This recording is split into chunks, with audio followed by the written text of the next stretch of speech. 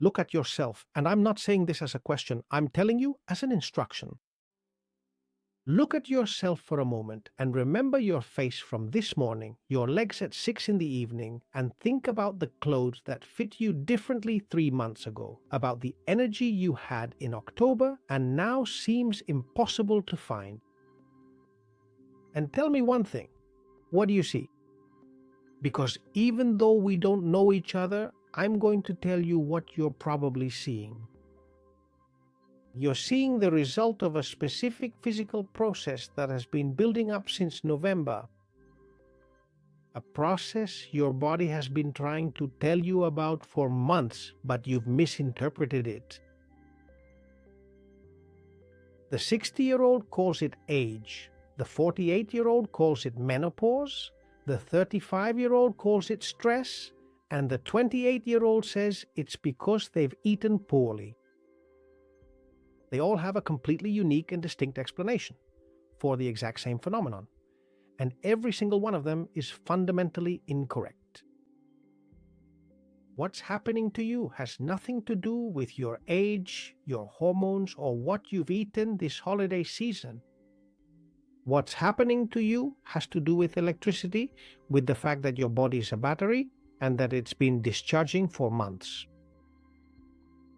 Right now, as you sit there and listen to me, every single one of the billions of cells within your body has a very specific, measurable, and real electrical voltage, just like a battery.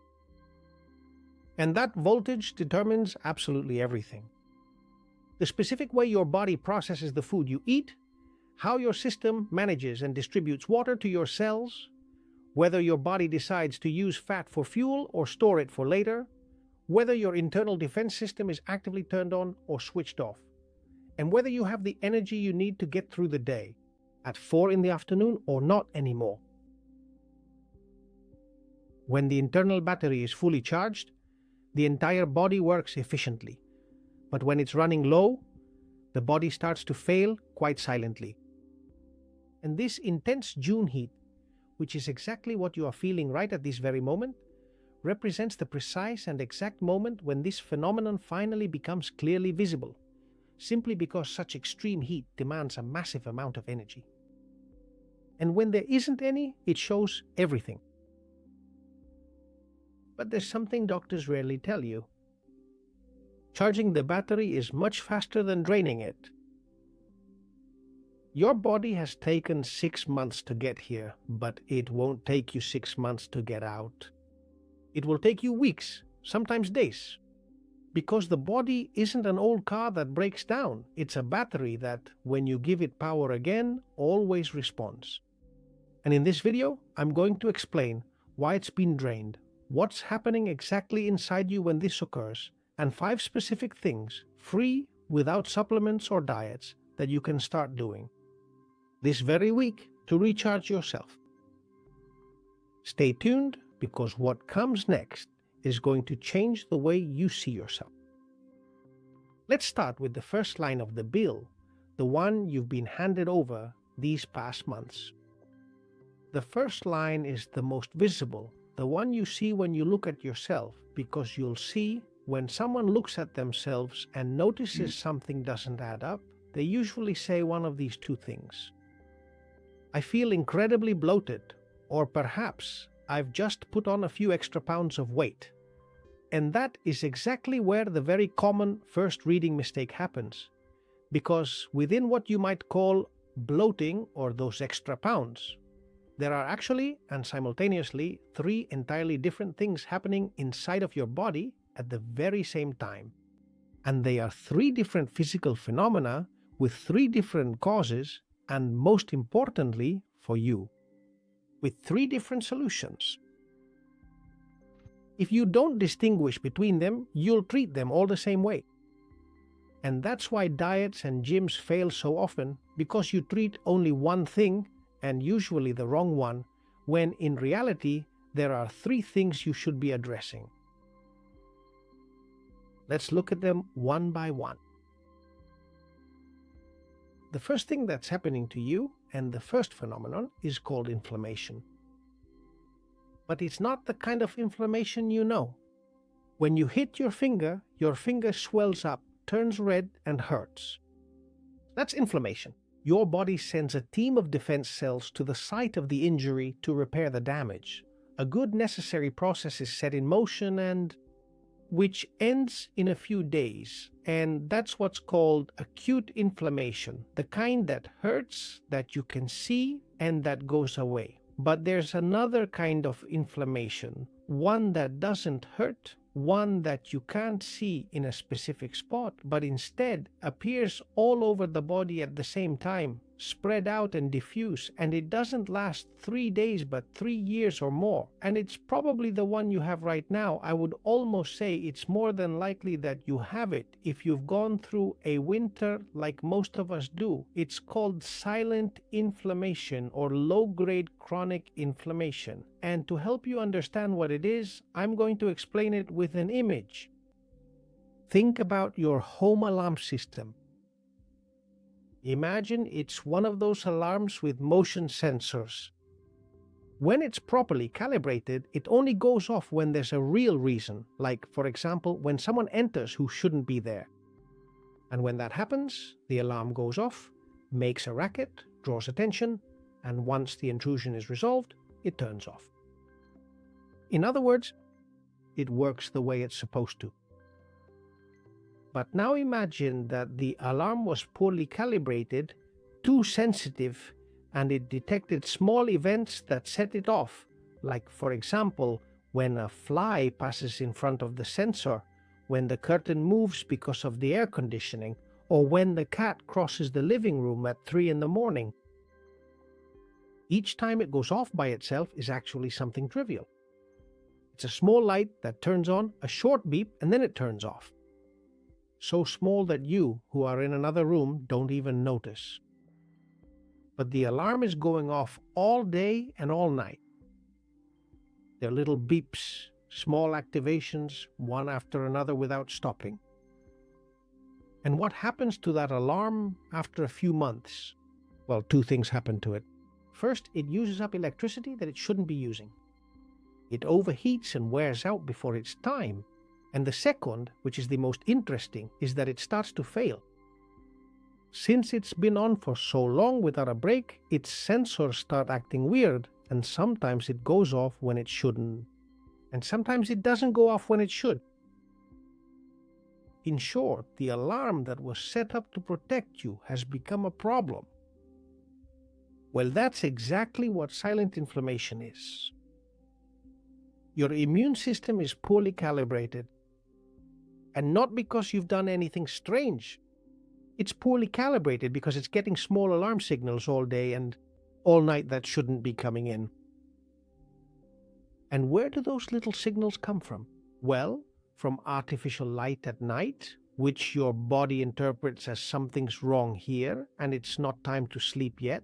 From chronic stress that keeps your cortisol high and your system on alert, from living disconnected from the ground.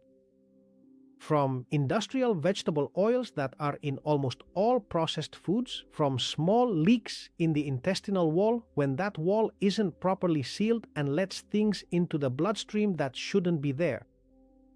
And each of these little notification sounds on their own is just a small beep. But it turns out when you have all of them at once, you end up hearing them all day long. And your immune system, which is very smart but also very obedient, responds to each one by activating a small defensive response. Small, yes, but constant.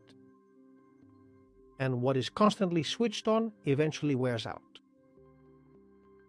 And as it wears out, it starts to cause harm. At first, it's a mild, sustained, invisible harm, but it is undeniably significant harm, nonetheless. And how does that look from the outside? Well, you can see it in your face, which wakes up puffy even if you've slept well. You can see it in your abdomen, which feels bloated even if you haven't overeaten. You can see it in dull skin, lacking that glow it had years ago. And you can see it in dark circles under your eyes that don't go away even if you rest. You can see it in a general feeling of heaviness that you interpret as being overweight, but it's not fat. it's water that your system, in a constant state of alert, is retaining in the tissues as a low-grade defensive response. And I repeat this because it's important. What you see on your abdomen or your hips or your thighs is not fat. It's water that's been misplaced because of a defense system that won't turn off. And that is exactly why no standard weight loss plan ever gets rid of it, because it is actually not at all what you originally thought it was. And that brings me to the second phenomenon, which is connected to the first, but is different. You see, your body is largely made up of water. Between 60 and 70% of your body weight is water. But there's a detail that almost no one has told you. It's not the same for water to be where it's supposed to be as it is for it to be where it shouldn't be. Simple, right? You see, the water in your body can be in two places. Inside the cells, which is where most of it should be, or outside the cells, which is the space between them. And you don't need to remember the technical name. Just knowing it's the space between cells is enough. Just think of a dry sponge. If you put it in water, the sponge soaks up the water, fills up, and becomes useful. And if you squeeze it, the water comes out and it's ready to work again.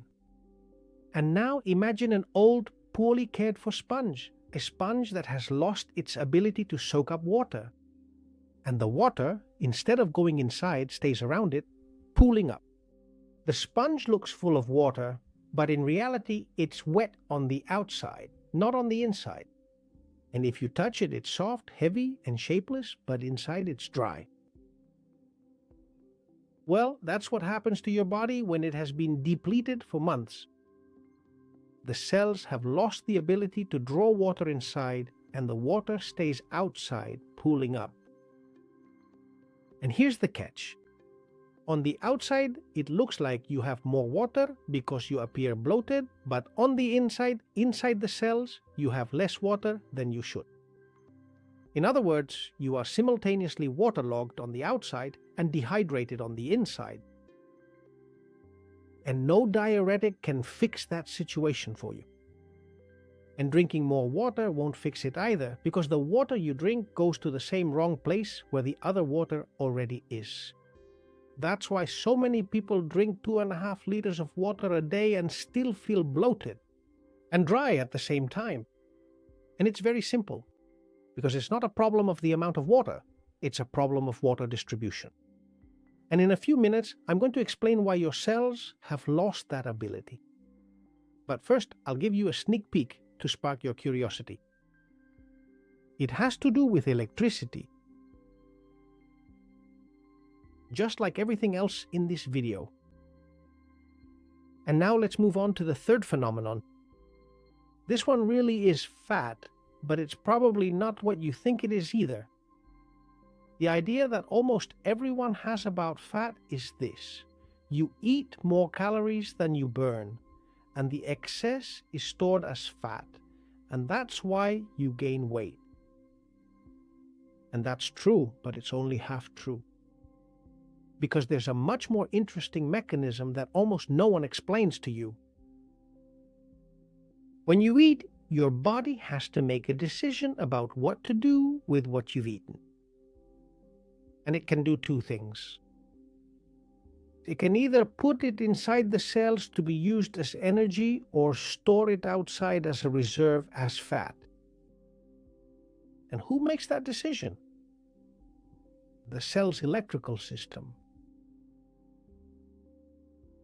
For a nutrient to enter a cell and be used, the cell needs to be properly charged, electrically, I mean. It's like a battery that needs to have enough voltage to open its door. If the battery is low, the door doesn't open all the way. And what happens then? The nutrient stays outside, and what stays outside the body stores as fat. That's why a person with a low battery can eat the same amount as someone with a full battery and gain weight, while the other doesn't. The one who gains weight doesn't do so because they have a slower metabolism, or because they have worse genetics, or because everything affects them badly. They do so because their cells don't have enough charge to open the doors, and everything that stays outside gets stored. It's like having a warehouse and the delivery truck arrives fully loaded. If the warehouse has electricity and the doors open, the truck unloads inside and leaves. If there's no electricity and the doors don't open, the truck leaves the goods out on the street, and the next day another truck comes and leaves more, and another, and in the end you have a pile of boxes stacked up outside, not because too many trucks arrived, but simply because the doors never open. And that fat that accumulates outside while the doors are closed is what I call the fat. Emergency fat, which is neither gluttony nor lack of willpower, it's simply an electrical failure. Therefore, there are three distinct and separate phenomena, and one singular underlying cause: the battery level is running extremely low. And now that I've introduced them to you, I'm going to go into one of those systems, the water system, because truly understanding what happens to the water in your body on a physical level is the key that unlocks everything else. And this is where things really start to get interesting. You see, we've reached the second line of the bill. And I'm going slowly because what I'm about to tell you here is something hardly anyone has ever told you. And I need you to really understand it. Because once you understand it, you'll hardly ever see it any other way. And not only that, you'll also start to understand many other things about your body that, until now, had no explanation. The question I'm asking you now is this: if your body is 65% or 70% water, who decides? Where is that water? Who puts it there? Who moves it from one place to another? And the answer that almost every single person would likely give you is blood pressure, the complex function of the kidneys, feelings of thirst, sodium intake, and the use of diuretics. And actually, yes, while it is true that all of those different factors certainly play a significant part in the process, they are simply not the main thing that we need to focus on here. The main thing, in other words, what really decides where water is placed in your body is electricity. And this is where I have to pause for a moment to tell you something about water. Because the water you think you know is not exactly the water you have inside you. When you think of water, you think of tap water. A transparent liquid that comes out of the pipe and fills the glass. And that's true, but that's only one of the forms in which water can exist. Water, depending on the conditions it is in, can take on three different forms. The first one you know, it's liquid water, the kind from the tap. The second one you also know, it's ice, solid water. And the third one you also know, it's vapor, that is gaseous water. And up to this point, it's the same as what you were taught in school. But there is a fourth form in which water can exist. And that fourth form is the one you have inside your body in most of your tissues. It's a type of water that is not completely liquid, nor ice, nor vapor. It's something in between, more organized than tap water and less rigid than ice. It's like a gel, and if you want a quick image, it's like the white of a raw egg. And I'm not making this up. It was discovered and has been documented by an American researcher from the University of Washington named Gerald Pollack. And he's been doing this for years. And he simply called this fourth phase of water the fourth phase of water. He didn't rack his brains over the name. It's the water that's stuck to the walls of your cells, inside your blood vessels, and around your proteins. In reality, almost all the water in your body isn't tap water. It's gel water, and that changes a lot of things because it turns out that gel water behaves very differently from normal liquid water. It has structure and order. The molecules aren't loose, bumping into each other. They're organized, aligned, and arranged in formations that somewhat resemble a honeycomb. Pay attention, because this is what's important. This unique gel water is actually electrically charged, and it maintains a distinct negative charge. In other words, you can think of it as acting as a small biological battery. Do you remember what I told you at the beginning? Your body is a battery. Each cell is a small battery. But now I'm going to tell you where that electricity comes from, which in the end is the most important thing in a battery. That vital electricity comes largely from that specialized gel water, which surrounds and completely fills every single cell in the body. Surprising, isn't it? Look, just think of each one of your cells as a small battery. Inside there's gel water with a negative charge, and outside in the blood and between the cells there's more regular water but with a positive and neutral charge. And the difference between the inside and the outside is what creates voltage. And I'm talking about a real, measurable voltage. It's not something imaginary. If you were to put a very small voltmeter between the inside and the outside of one of your cells, would register between 50 and 90 millivolts, more or less the same as a small toy battery. And now multiply that by the billions of cells you have. Your entire body is a gigantic electrical network where each cell contributes its small voltage, and where gel water is the material that makes everything work. And what is it that determines whether your internal water, thank you, is it well structured like gel or poorly structured like loose water without order? Well, you see, there are mainly three things. The first is light, and especially a specific type of light, infrared light. The kind you can't see, but you feel as heat when the sun shines on your face. Infrared provides energy to the water and helps it structure itself in the form of gel. Pollack demonstrated this with experiments. If you shine infrared light on water, more gel water will form, and if you don't, less will form. The second is the electric charge of the environment. And here comes something truly magnificent: the Earth. The planet we live on has a negative electric charge on its surface. It's like a giant battery full of free electrons. And when your skin touches the ground, sand, grass, moist earth, or stone, those electrons pass into your body and nourish your gel water. And that's why walking barefoot isn't some hippie oddity, it's plugging your body into the planet's electrical grid.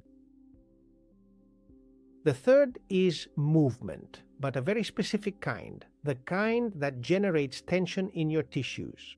When you move, stretch, or walk, the tissues surrounding your cells, the collagen, the fascia, are slightly deformed. And when collagen is deformed, it generates small electric currents. And this is what's called piezoelectricity. These currents help maintain the water inside your body in its structured gel form. And now tell me, during the winter, how much direct sunlight has your body received? How many times have you touched the ground barefoot? How much have you really moved? And I'm not talking about the walk from your car to the office. For almost all of us, the answer is very little, probably almost nothing. And this has very specific consequences. When your body goes months without receiving sunlight, without touching the earth, and without enough movement, the gel water starts to lose its structure. It loses its hexagonal honeycomb organization, and it loses its electric charge. It becomes looser water, more chaotic, more like tap water, and less like the gel it should be. And when that happens, three consequences occur that you can probably identify perfectly. The first, each cell drops its voltage. The battery no longer reads 90 millivolts, it reads 60 or 40, and it's like a phone that instead of being on the phone at 100%, it's at 40%. And when the battery runs low, the cell doors don't open properly, nutrients can't get in, and the whole system starts to fail at once. The second is water, which, when it loses its structure, also loses its ability to stay inside the cell. And without that charge, the water escapes outward and remains in the space between the cells, causing swelling. And that's what I was telling you about. That's the swelling you see, and it's not excess water. It's water that's in the wrong place due to electrical discharge. And the third, which is the most important, when the internal water loses its structure, everything that used to happen inside the cell stops happening, right? Enzymes, which are the tiny machines that do all the work inside the cell, need structured water around them to function. And without that water, they work poorly, take longer, make more mistakes, and as a result, the entire cell functions worse. That's why the feeling of not functioning well that you have in June isn't psychological or hormonal. It's chemical, it's electrical, it's water. Currently, your essential enzymes are working in a very poorly structured environment. Your biological cells are running quite low on electrical voltage, and the vital water in your body is simply trapped in the wrong place. And all of it at the same time. And all because for months you haven't been getting the three things that keep gel water in shape. Remember, the water in your body isn't just water, it's a liquid battery. And it's a battery that has been discharging for months. But there's a question you're probably already asking yourself. If every single thing in our bodies is fundamentally electrical, if every single thing is composed of water and radiant light, then why do medical professionals constantly speak to me about chronic inflammation, high cholesterol, fatty liver disease, or the complexities of insulin resistance? Why has no one ever told me about gel water and the battery? And some might say, what a question, Jose Maria. Wouldn't you look better if you kept quiet? I'll just leave that there. Anyway, let's get to the answer because it's interesting, even if a bit uncomfortable. It has to do with the specific reasons why your battery has drained so quickly this winter. And we've already mentioned some of them in passing, but there are others that are right there in your kitchen, in your fridge, or on your plate every day, and they've been shutting down your electrical system for years in a way that very few people have ever explained to you properly. And this is the third line on the bill, and now I'm going to carefully explain every detail of this to you. But I need you to focus your full and undivided attention on what I say, because what I'm about to tell you directly contradicts many of the things you've probably been hearing and believing for the last 40 years. And look, I'm not going to tell you this as an opinion. You know me, if you've been watching my videos for a while, I rarely give an opinion. I'm going to explain it to you from the perspective of chemistry and electricity, in other words, science, and therefore verifiable. And once I've laid out the argument, I'll give you the names of the people who have been documenting this for years in scientific journals, so you can check it for yourself if you want. Now, I am going to talk to you in detail about exactly what is constantly pressing your body's internal alarm button, all day and all night long. Because at the beginning of the video, I told you that your immune system is most likely poorly calibrated and receives small, constant signals that keep it activated like that alarm I mentioned to you. And I mentioned several sources of those signals: light, stress, a sedentary lifestyle, lack of grounding, vegetable oils, or even your own gut. Well, we're going to talk about almost all of these when we get to the solutions. But there's one I want to focus on now because I think it needs its own space. And it's also the most invisible, the most widespread, and the most misunderstood of all. What do you think I'm referring to? If I gave you a couple of minutes and 3 chances, I don't think you'd guess it. Do you want to give it a try? I'll pause for a moment so you can think about it. You see, I'm talking about industrial vegetable oils. But before I talk about them, I need to clarify something that almost no one has explained to you properly. In general, people use the word fat as if it were just one thing, but the fat from an avocado, the butter from a grass-fed cow, extra virgin olive oil, and the refined sunflower oil from a supermarket bottle are chemically different things. As different as water and vinegar, even though both are clear liquids. You see, the fats your body has spent millions and millions of years learning to use are mainly three saturated fats, like butter, lard, tallow, and coconut. Monounsaturated fats, which are found in olive oil, avocado, and nuts, and polyunsaturated fats. In small amounts, these are found in oily fish or in seeds in their natural form. And these three types of fats have been on the human table for tens of thousands of years. Your body recognizes them and knows what to do with them. But then there is a fourth category. Vegetable oils. Refined sunflower, corn, soy, canola, safflower, grapeseed oil, or margarine. And these are oils that seem plant-based, and that's why they have a good reputation. But chemically, they are nothing like what humans have eaten throughout our entire history. Think about always having had a car that runs on gasoline. Your car is made for that gasoline. And the engines, the pipes, the filters, everything.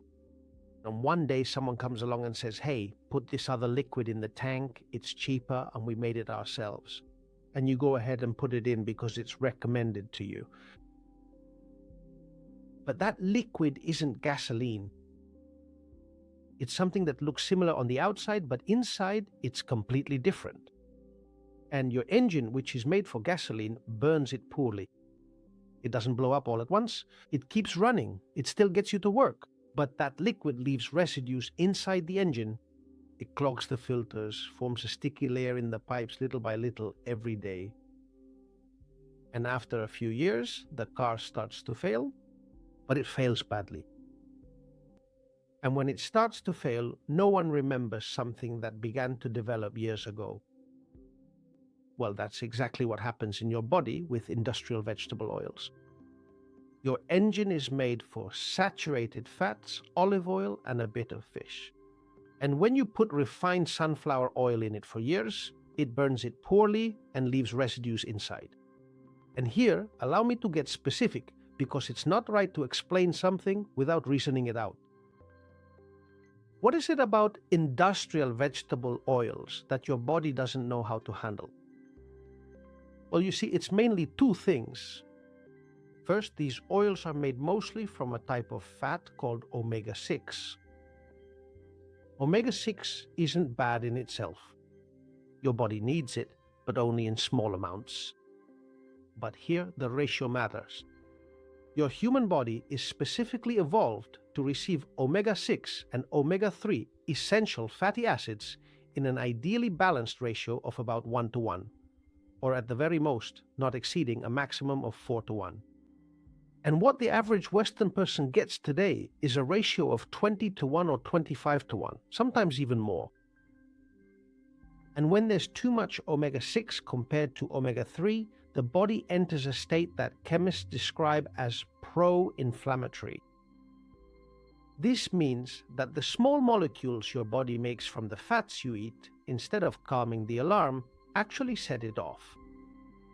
And just so you understand me perfectly clearly, every single meal prepared with sunflower oil is quite literally a meal that immediately presses the emergency alarm button in your body. The second thing is even more interesting. Highly processed industrial vegetable oils possess an inherent chemical characteristic that makes them very fragile and easily damaged. These polyunsaturated omega-6 molecules, when they are heated to high temperatures, exposed to the open air, or even just exposed to light, will undergo a process of oxidation, begin to break down, become extremely unstable, and eventually form what in the field of chemistry are called highly reactive free radicals and various harmful secondary oxidation compounds. And this is the catch in what I just told you. These oils go through all of that before they even reach your kitchen. To extract them from the seeds, they are heated to very high temperatures, treated with chemical solvents, deodorized at even higher temperatures, and bleached. Therefore, by the time the bottle reaches the supermarket, the oil is already partially oxidized. And then, at home, you heat it up again to fry with it. And each time you heat it, it becomes more oxidized, and every use damages it a little more. And all of that is what you eat. It enters your bloodstream and becomes part of your cell membranes. Right about now, I would have to imagine that you must be quite surprised by everything you see. I understand, but give me a little more time, because now I'm going to connect all of this with what I mentioned earlier. Do you remember I told you that every cell in your body is surrounded by a membrane? Well, you see, that protective outer membrane is actually largely made up of various types of fat. And here is the really important thing to remember. The specific fat that makes up your individual cell membranes is directly built from the dietary fat that you eat every single day. If you eat saturated and monounsaturated fats, your membranes are built to be stable, orderly, and able to properly maintain the electrical charge between the inside and outside of the cell. The battery works. But if, for many long years, you consistently eat oxidized, unstable, and severely damaged industrial vegetable oils, your cellular membranes are eventually built with this defective material. Consequently, they become much more permeable than they ever should be, and they slowly lose the vital ability to properly maintain the critical difference in electrical charge between the inside and the outside of the cell. As a direct result of this structural failure, your biological battery begins to lose its voltage and overall energy potential. To put it in a slightly different way, these industrial vegetable oils not only set off a major alarm within the immune system, they also directly deplete the vital energy reserves and drain the battery of every single cell in your body. They aggressively attack your body on both fronts, the complex chemical pathway and the intricate electrical pathway, which ultimately leads to chronic inflammation and total bioelectric impotence. Two fronts and one single enemy. And that's why this information is so important, because if you truly understand this connection, you'll never be able to look at a bottle of sunflower oil or a bag of potato chips the same way again. Ideally, you should stop seeing them as just food with lots of calories and start seeing them for what they really are. A product that slowly shuts down your electrical system without warning and over the course of years. And now I'm going to stop. I imagine that something inside you is thinking this can't be true. Because if it were, we would know about it, they would talk about it on the news, or my doctor would have told me. And actually, what you're telling me is a reasonable reaction. I understand why you might think that, and that's why I'm going to give you two names so you can check it out for yourself. The first is James Donicolantonio. He is a doctor of pharmacy, a researcher in the Department of Preventive Cardiology at the St. Luke Mid-America Heart Institute in Kansas City, also an associate editor of Open Heart, which is a journal from the British Medical Journal Group, and the author or co-author of more than 200 medical publications. 200, so he's not an outsider. He's someone who is very much inside the system. Well, his most cited work on this subject was published in September 2018 in that same journal, Open Heart. It's called Omega-6 Vegetable Oils as a Driver of Coronary Heart Disease, the Oxidized Linoleic Acid Hypothesis. And the hypothesis he documents in his work is exactly what I just told you, that linoleic acid from seed oils, when oxidized by heat and industrial processing, generates free radicals and compounds that promote the oxidation of LDL, low-grade chronic inflammation, and atherosclerosis. And there is a piece of data in that paper that I find especially revealing.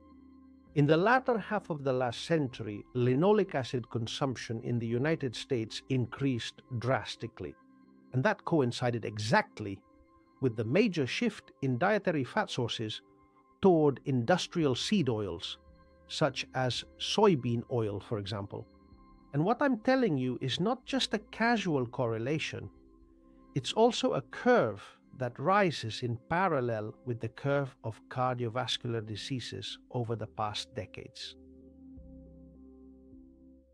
Nicola Antonio also published a second paper in 2018 on the importance of maintaining a low omega-6 to omega-3 ratio to reduce systemic inflammation, and he provided evidence from inflammatory markers measured in the blood of cardiovascular patients and those with other chronic diseases.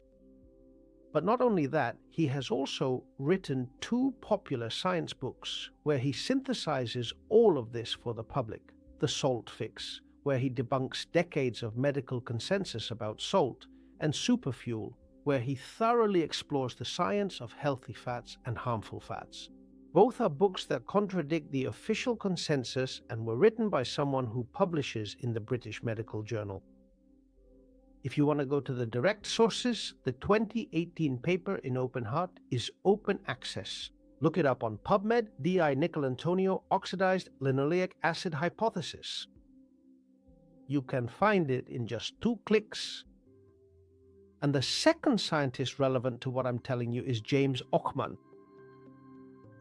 He holds a PhD in biophysics, is an independent researcher, and president of the Nature-owned Research Association in New Hampshire.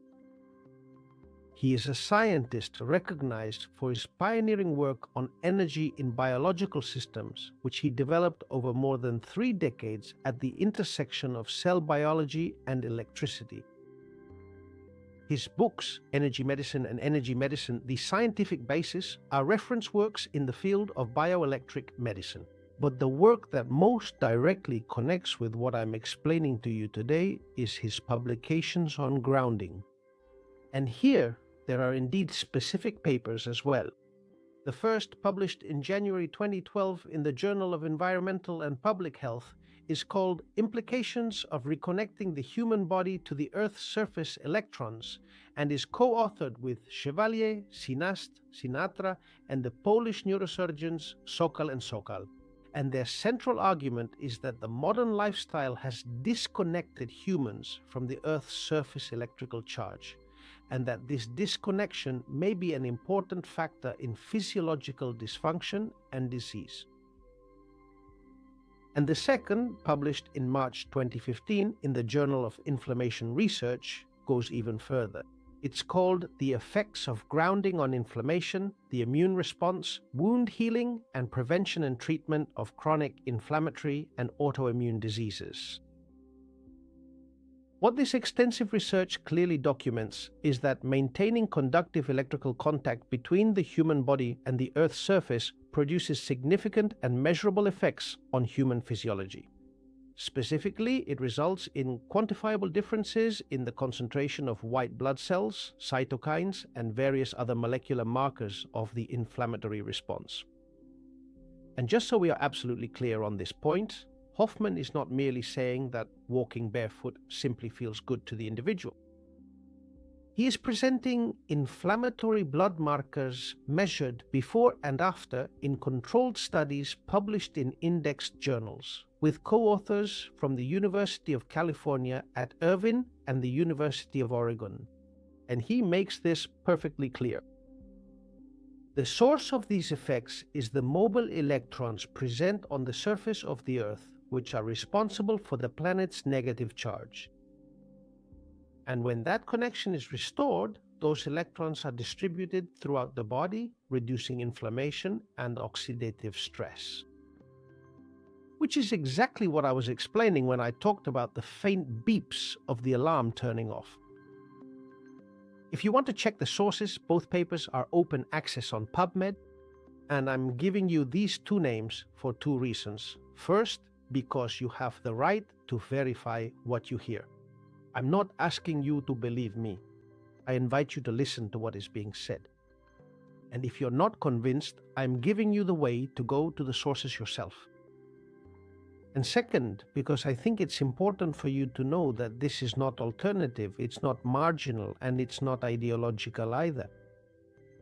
It's published, it's documented, and it has been published and documented for years. And what happens is that it takes a very long time for things to go from research to the doctor's office. And in the meantime, you keep frying with sunflower oil. After the initial shock and the lingering fear, as we often say in the place where I come from, you've spent years, probably decades, putting oils into your body that your biology doesn't know how to handle. And now you know what it does. It sets off the alarm and lowers the voltage. However, this now brings us to a critical question that I have not yet been able to address in a truly comprehensive manner. If all of this is fundamentally electrical, if all of this is really about complex membrane chemistry and cellular voltage, then how precisely does this gradual depletion of electrical charge correlate to the very tangible and physical reality that we eventually gain weight? I mentioned it to you in passing earlier when I talked about emergency fat, but I haven't fully explained it yet. And it's absolutely worth your time and attention because this is probably the most incredibly surprising and unexpected piece of information you're going to hear in the entirety of this video. And with this, we've finally arrived at the fourth line of this specific bill. And this is the line that will surprise you the most. I think it's going to make you change your mind about why we gain weight. And what I'm about to tell you has nothing to do with what you've been hearing your whole life. The idea that almost all of us have been taught is that if you eat more calories than you burn, you gain weight. And if you burn more than you eat, you lose weight. Period. And you've heard it so many times that it never even occurs to you to question it. Besides, it really seems to make perfect sense. Doesn't it seem that way to you? But it turns out that's only partly true. That is only true in a partial sense, because there is a fundamental question that the traditional calorie theory simply fails to provide an adequate answer for. And what precisely and specifically does your body decide to do with all the nutrients and energy from the food that you consume? Who exactly is it that makes that decision, second by second, in every single living cell? Because your body isn't just a sack where you throw in calories and they distribute themselves, which is what the theory of if you eat more than you burn, you gain weight seems to suggest. It turns out that your body is a system that has to decide at every moment and in every cell what to do with what comes in. And that decision? Hold on, because this is the core of the video. That is an electrical decision. And here, let's go back to the cell. Each one of your cells is surrounded by a membrane, and that membrane is like the wall of a house. And like any house, it has doors. Doors through which the things the cell needs come in. Sugars, amino acids, fats, vitamins, and minerals. And other doors through which waste exits. And those doors are not normal doors. They're not doors that open because someone pushes them. No, they're electric doors. And they work like the automatic doors at a supermarket. They need electric current to open. If there's current, they open when someone approaches. And if there's no current, they stay closed. And it doesn't matter if you try to push from the outside. When you eat, everything you've eaten is broken down into small pieces in the intestine. It passes into the blood and starts traveling throughout the body, and it reaches every cell. The blood brings it right in front of the doors, and here you have glucose or here you have amino acids. Do you want to receive it? And if the cell has a sufficient amount of electrical voltage, if its internal battery is charged, the doors will swing open and the vital nutrients enter. And then the cell utilizes these essential resources for its own needs. It produces energy, creates the proteins it needs, and repairs what needs to be repaired. In other words, it works as it should. But if the cell is low on voltage, in other words, if its battery is drained, the doors don't open properly. Some stay half closed, and others simply don't respond. And what happens then? The nutrients that have reached the door can't get in. They stay outside, circulating in the blood. And here lies the body's cruelest trap. When nutrients have been circulating in the blood for a while without being able to enter the cells, the body doesn't get rid of them because it can't afford to. For thousands of years of evolution, eating has been difficult, and wasting what you've eaten would be a disaster.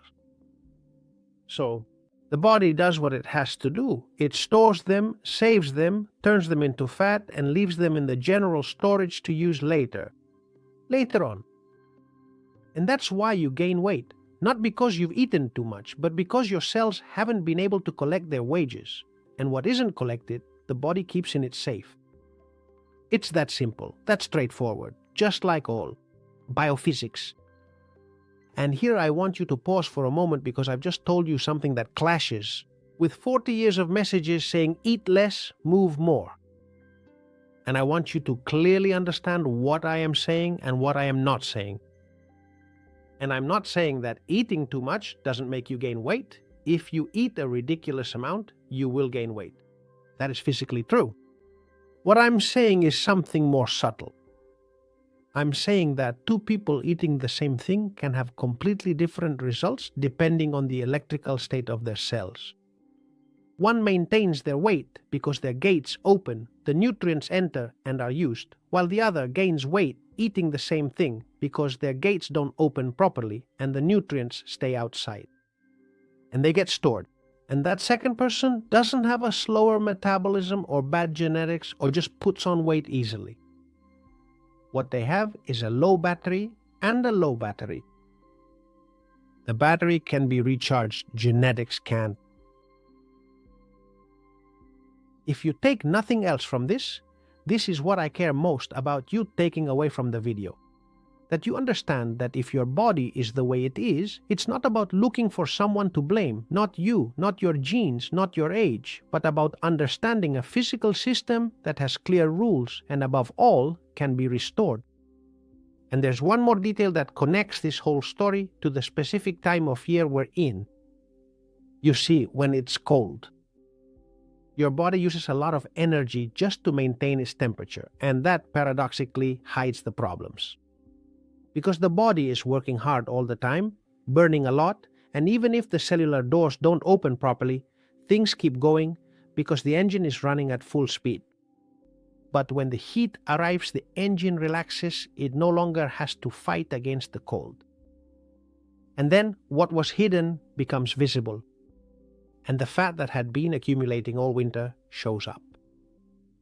Swelling becomes more noticeable because now clothes hide less and the lack of cellular energy is felt more, because the body no longer needs the urgency of winter. June is the month when the body stops hiding things. And that's why you notice it more now, and not so much in February. And it's not that you're worse off now than you were in February. It's just that in February the engine was revved up and you didn't realize it. But there's no need to panic either. It's important for you to know that all of this whole chain can be reversed. And not with medications or extreme diets. With 5 specific things that your body has been asking you for and that you haven't given it. Let's analyze them. These are 5 interventions you can start doing this very week. Some even today, so that your battery can recharge. But before we start, here's an important warning and 2 pieces of advice. The warning. If you've seen my other videos, you're going to recognize these 5 because they're the same ones that appear in the video about water, and the ones that will appear in the next one about sleep, and the ones that will come up when we talk about skin aging. They always appear. And they're the same on purpose because there are 5 pillars that support everything else. Light, earth, mineralized water, real fats, and movement. And underneath any health problem we address, we will always find these 5 interventions waiting for us. And it's not that I'm repeating myself, it's just the way it is. There are 5 entry points, and they are always the same ones. What changes from video to video is not the intervention itself, but the angle from which we understand it and the specific problem it will solve. In the water video, we used them to understand cellular hydration. Today, we use them to settle the bill for winter, but the keys are the same. And now I'm going to give you 2 pieces of advice. First, this is not a diet, nor is it a weight loss plan or an exercise program. It is a bioelectric recharge protocol, and that's how you should understand it. What will happen as your battery recharges is that your body will start doing what it knows how to do when it is well electrically nourished. That is, it will unplug itself, redistribute water where it should, open the cellular gates, and use food instead of storing it. And weight loss, if it needs to happen, will happen as a consequence, but not as the goal. Second, don't do all 5 at once. Start with the first one, and when it has been part of your life for a week, add the second. And so on until you reach the 5th. Because most people, when they're excited about an idea, try to change everything at once and give up by the 3rd day. The body responds better to small changes maintained over time than to revolutions that last 4 days. But before getting into the protocol, I want to pause for a moment and tell you something important.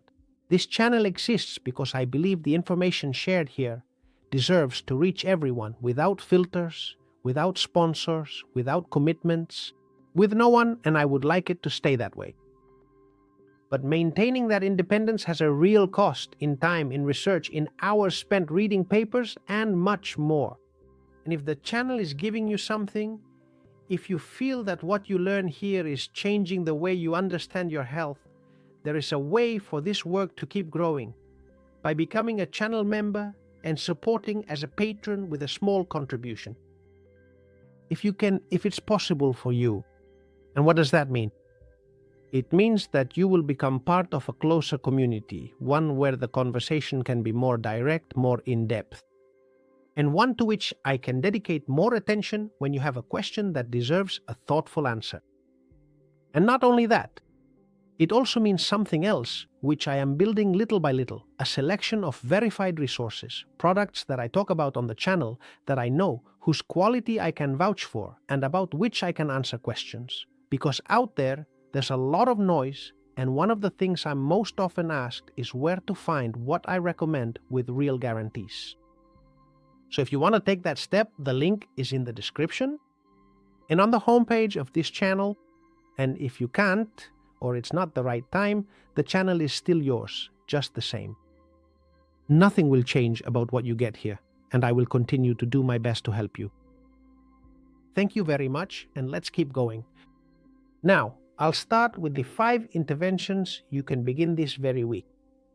Some even today, so that your battery can recharge. First intervention, early morning sunlight. And here you'll be able to notice the effects between 48 and 72 hours later.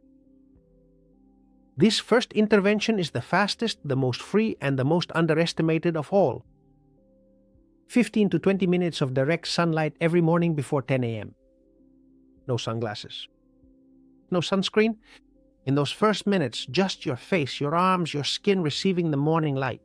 And why does it work? Because gel water needs infrared light to structure itself. Dawn light is especially rich in infrared. And when you give your skin 15 minutes of that light, you're giving your body the material it needs to reorganize its internal water. And by reorganizing the internal water, you restore voltage in every cell. But there's a second reason that's just as important. Early morning light tells your brain that it's daytime. Your biological clock, which during the winter has been running on artificial light and has become desynchronized, resets itself. And a well-synchronized biological clock means better sleep at night, better hormone production, better digestion, and better everything. What will you notice? Your energy will improve. In just a few days, you'll wake up more easily, sleep more deeply at night, and your skin will start to regain its radiance within a week or 2. And it's not a tan, it's that your skin is better nourished electrically. And here's a warning so you don't get alarmed. We're talking about 15 to 20 minutes of early morning sun, not sunbathing. at noon in August without protection. That other part, how to handle strong sun, what to do about sunscreen, or how to build up tolerance, is a whole topic I'll cover in another video in this same series. For now, what you need to know is that you should seek out gentle early morning sunlight every day with no filters between your skin and the light. And this is free, and it's what recharges your battery the fastest. Second intervention, contact with the earth. And you'll be able to notice the effects in 3 to 5 days. This second intervention is also free, and you've probably forgotten about it too. It's 10 to 15 minutes a day of direct contact between your skin and natural ground. Beach sand, grass, soil, damp earth, stone, whatever you have at hand, barefoot. The earth is a gigantic battery charged with free electrons. And when your skin touches the ground, those electrons pass into your body and nourish your gel water. But they also do something else. They neutralize the free radicals that cause small chemical fires of silent inflammation. The electrons from the earth are literally the oldest and most free extinguisher that exists. And what will you notice? Well, that the swelling starts to go down in just a few days, your face looks less puffy in the morning, your legs feel lighter at the end of the day, and this surprises many people. It even improves your sleep. Okay, low-grade inflammation interrupts deep sleep. And when you reduce inflammation, you go back to sleeping soundly, as we say in my hometown. If you live in a city and don't have easy access to natural ground, don't get discouraged. Any park, any beach, any patch of grass will do. 15 minutes a day. It doesn't have to be a ritual. You can do it while talking on the phone, while having your morning coffee, while walking the dog. It's time you already have, and it's just a matter of spending it barefoot on the right ground. Third intervention, eliminate industrial vegetable oils, and you'll be able to notice the effects in 2 to 3 weeks because cell membranes take time to renew themselves. This third intervention is the only one in the protocol that requires you to stop doing something instead of starting something new. And it is, surely, the most important of all in the medium term. Remove industrial vegetable oils from your kitchen and your plate. Sunflower, corn, soy, canola, safflower, grapeseed, margarine, out. All of them out. And in butter, ideally from grass-fed cows. Extra virgin olive oil, pork lard, beef tallow, coconut. In other words, the fats that humans have eaten throughout history. And why does this intervention take longer to notice the effects? Well, because your cell membranes renew themselves slowly. Approximately every 3 weeks, a good part of their composition is replaced.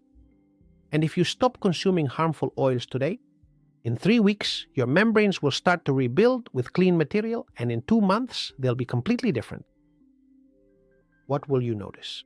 Well, at first, not much. Your energy improves a little, swelling goes down more, your skin starts to look different, but the deeper effect comes after the 4th week and is noticeable in more subtle ways. Clearer mind, more stable mood, cleaner digestion. It's a less spectacular change on the outside, but much deeper in terms of what's really happening inside. And here's a practical warning.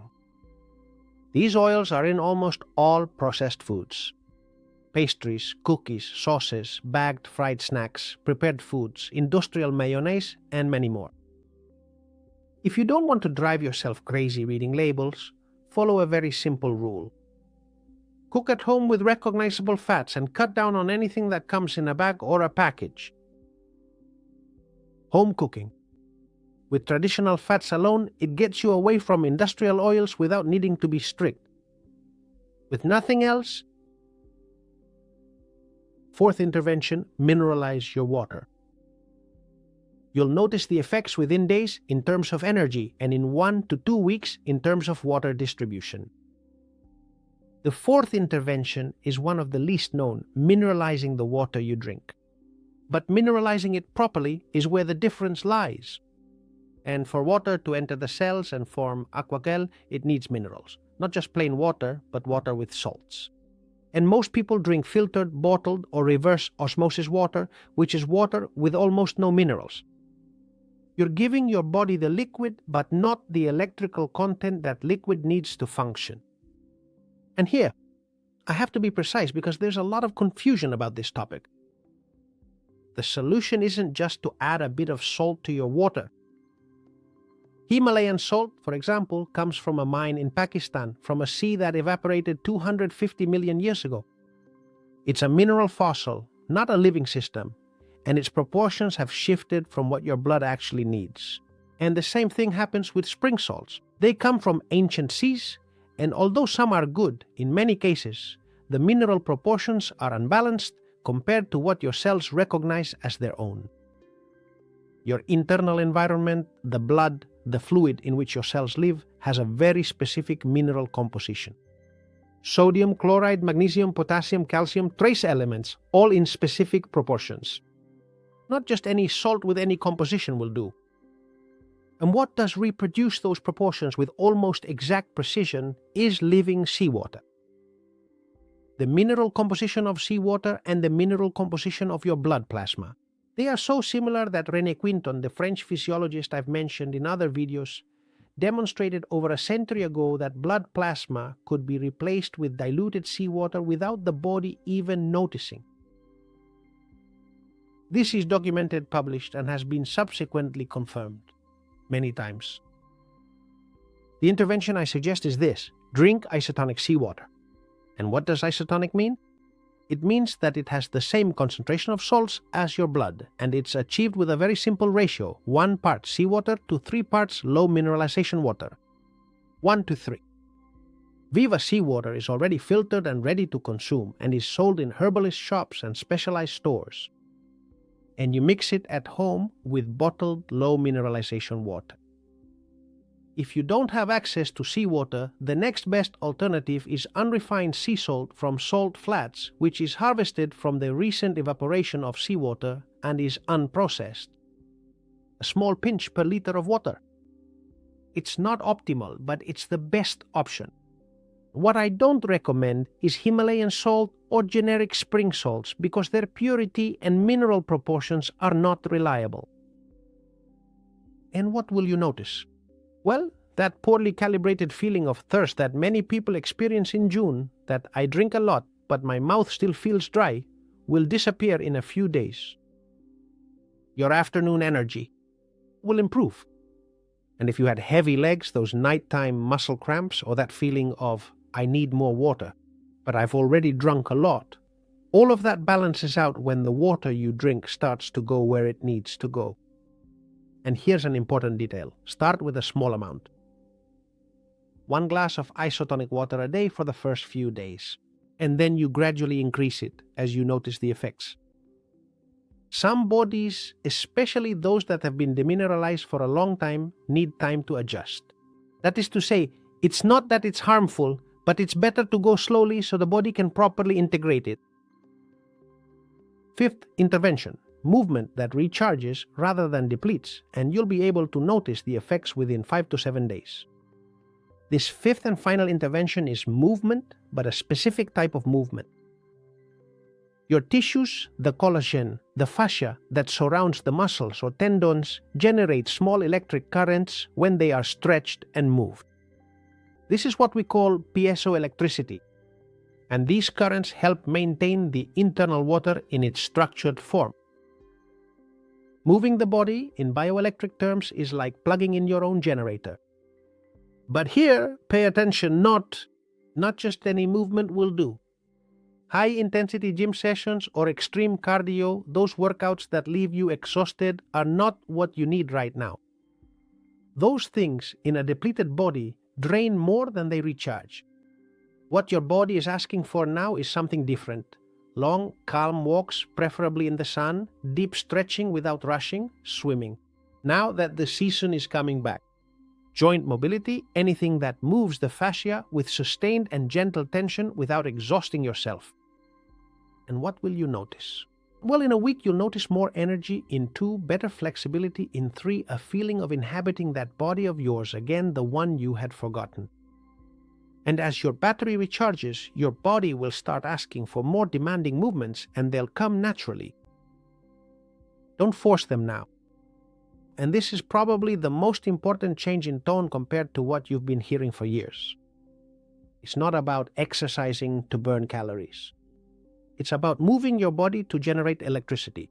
And these are two different things which require different intensities and produce different results. Right now, you need the second one. And the first can come later, when your system is ready. And by the way, this topic of movement as a bioelectric tool is so important that it has its own video in this series. It's the next one, and we'll leave it for then.